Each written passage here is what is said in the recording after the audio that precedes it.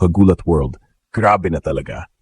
Ang pangalan ni Alexandra Ala ay hindi na lang basta usap-usapan sa tennis world. Isa na itong global phenomenon. Imagine, mula sa pagiging batang Pinay na nangangarap lang sa mga clay courts ng Espanya, ngayon, buong mundo ang literal na nagkakagulo sa kanya.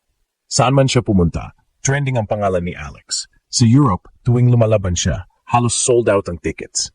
Sa US, mas dumadami ang Pinoy communities na nagsusuot ng Ella shirts para lang ipakita ang suporta. At sa social media, viral clips ng kanyang mga rallies at killer forehand ang umaabot ng milyon-milyong views. Para bang lahat ng tao ay biglang nahuhumaling sa isang Pinay tennis prodigy. Ang mas nakakagulat, hindi lang ito hype, backed up ito ng kanyang solid performances at consistent climb sa world rankings. Habang tumataas ang antas ng kanyang kalaban, mas lalo namang tumitibay ang kanyang laro at kumpiyansa. Kaya ngayon, hindi lang siya tinatawag na rising star, kundi isa ng legit global tennis sensation. Ngunit higit pa sa mga panalo at trophies, ang impact ni Alex ay emosyonal. Para sa mga kabataang Pinoy, siya ay simbolo na kahit galing sa maliit na bansa, pwedeng gumawa ng ingay at gumulat ng buong mundo. Para sa mga kababaihan, siya ay inspirasyon na kayang basagin ang barriers at itaas ang bandera ng Pilipinas sa larangan na matagal ng dominado ng malalaking bansa. At ito ang matinding tanong ngayon, kung ganito na ang kasikatan ni Alex sa murang edad, hanggang saan pa ang kaya niyang abutin? Grand Slam champion? World number 1? O maging GOAT ng Asian tennis? Kagulat World, isang bagay lang ang malinaw. Alexandra Alamania is real at hindi na ito mapipigilan. Kagulat World, hindi na talaga matatawaran ang epekto ni Alexandra Alex Ella. Kung dati ay kilala lang siya bilang batang Pinay na lumalaban sa mga junior tournaments sa Espanya, ngayon ay isa na siyang pangalan na umuugong sa buong tennis world. Ang tawag ng lahat? Alamania. Ang pinakamalaking turning point ng kanyang career ay nang tuluyan siyang pumasok at nakapasok sa main draw mga Grand Slam tournaments, kung saan nakaharap niya ang ilan sa pinakamalalakas na manlalaro ng mundo.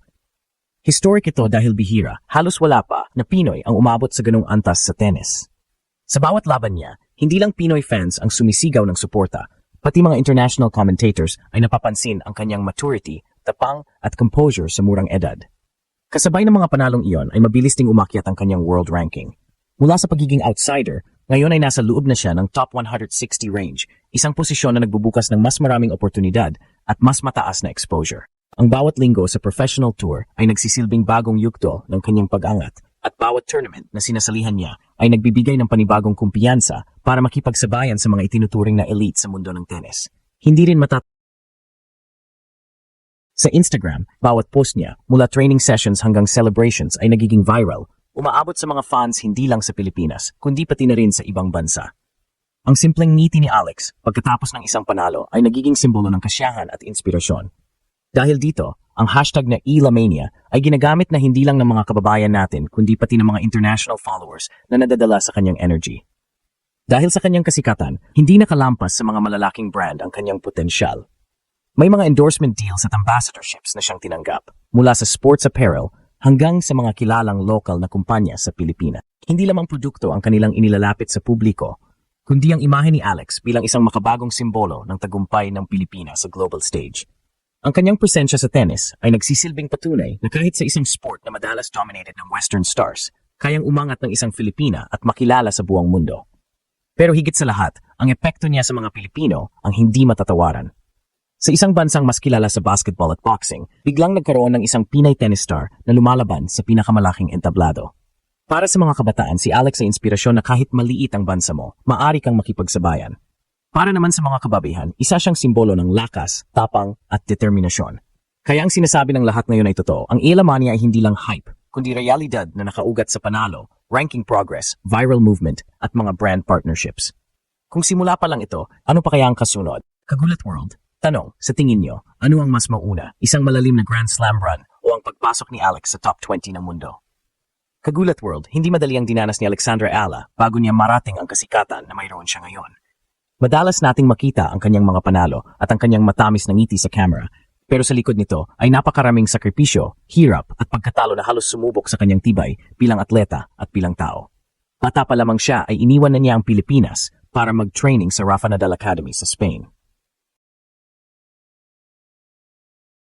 Imbes na normal na kabataan ang buhay, ginugol niya ang oras sa matinding ensayo, mahahabang oras sa court, at madalas na pagkawalay sa pamilya. Sa edad na dapat ay naglalaro pa siya kasama ang mga kalaro sa kalye, siya ay nakikipaglaban sa mga dayuhang atleta para patunayan na may lugar din ang isang Pinay sa tennis. Hindi rin naging madali ang kanyang transition mula junior circuit papuntang professional tour. Maraming beses siyang natalo sa unang rounds at naramdaman niya kung gaano kahirap ang level ng kompetisyon sa senior rank. Ang ilan ay nagsasabing baka hanggang juniors lang siya, na baka hindi niya kayanin ang big stage. Pero dito lumabas ang kanyang tunay na karakter. Imbes na sumuko, mas lalo niyang hinigpitan ng training, pinatatag ang katawan at pinino ang kanyang diskarte sa court. Ang bawat pagkatalo ay naging gasolina para sa susunod na laban at unti-unti ay nagsimulang dumating ang mga panalo. Kasama ng hirap sa court, hindi rin biro ang pressure na dala ng pagiging unang Pinay tennis star na umaabot sa ganitong level. Araw-araw, dala niya ang bandera ng Pilipinas sa mga tournament.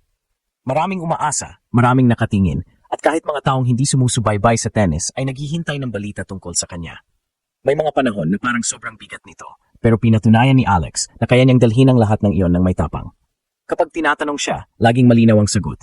Hindi siya para sa sarili lang lumalaban, kundi para sa bawat Pilipino na nangangarap. Maging sa social media, hindi rin puro saya. May mga kritiko, may mga nagsasabing hindi pa siya handa o may mga bumabatikos kapag natalo siya. Pero pinatunayan niyang mas matibay siya kaysa sa mga negatibong komento. Ang focus niya ay malinaw, mag-improve bawat araw at tuloy-tuloy na makipaglaban. Sa murang edad, natutunan na niyang baliwalain ang ingay sa paligid at mas pahalagahan ang trabaho at proseso. Kaya ngayon, kung nakikita natin ang Alemania na kumakalat sa buong mundo, dapat nating maunawaan na bunga ito ng libu-libong oras ng pawis, luha at sakripisyo. Ang bawat rally na napapansin ng mga fans online ay resulta ng taon-taon na training at ang bawat panalo na ipinagdiriwang ay bunga ng mga pagkatalong hindi natin nakikita. Si Alex Ala ay hindi isang overnight success. Siya ay produkto ng tiyaga, disiplina at matinding pagmamahal sa kanyang pangarap. Kagulat word, kung ikaw kaya ang nasa sitwasyon ni Alex, iwan ang normal na kabataan para habulin ang pangarap. Kaya mo bang gawin ang parehong sakripisyo? Kagulat word, kung sa tingin niyo ay malakas na ngayon ang Alexandra e Alemania, mas lalo pa itong puputok sa mga darating na taon. Bakit? Dahil papasok na siya sa pinakamahalagang yugto ng kanyang career. Ang pagbabalik-balik sa Grand Slams bilang full-fledged professional at ang posibilidad ng paglalaro sa Olympics na bitbit ang bandila ng Pilipinas. Isipin niyo, isang Pinay sa pinakamalaking entablado ng tennis, laban sa mga superstars tulad ni Iga Swiatek, Coco Gauff at Naomi Osaka. Kahit pa mas bata at mas maliit ang kanyang pangalan kumpara sa kanila, dala niya ang apoy ng isang buong bansa na naniniwala sa kanya. Lalong sumisigla ang hype dahil alam ng lahat na hindi lang ito tungkol sa personal na panalo ni Alex. Ang bawat set na napanalunan niya ay parang panalo ng sambayanang Pilipinas.